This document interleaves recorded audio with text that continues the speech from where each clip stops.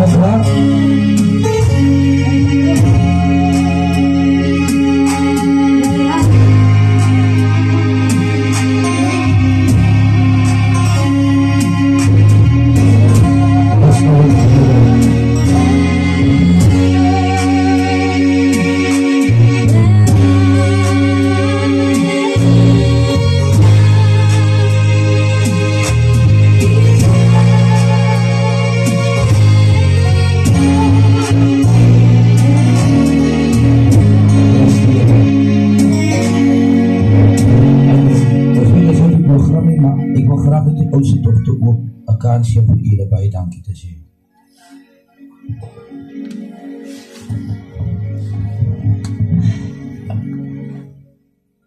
Goedemiddag, meneer leiders, begrafenisgangers, gewelden.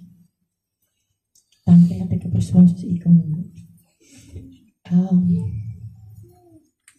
Kaapstad familie.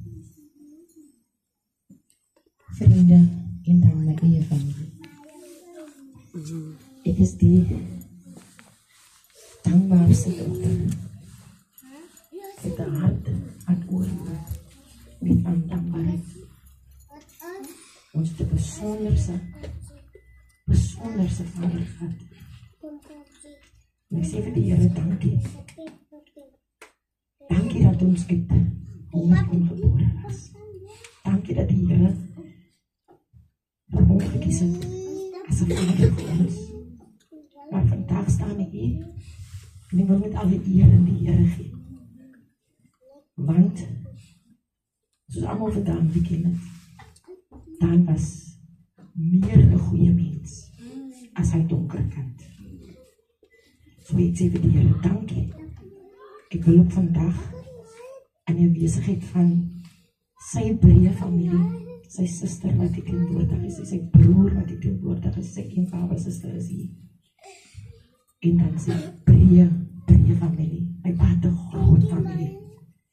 En dan het hy ook in 'n groot familie ingetrou. En dit is een van sy 2 skoonsusters wat hier staan, wat hy groot gemaak het. Yvonne is die baba, en die girl is iewers in die motor, en as nog. En dan is het ek, my broer en my suster, my skoonbroers, my man is by die huis, Kylie,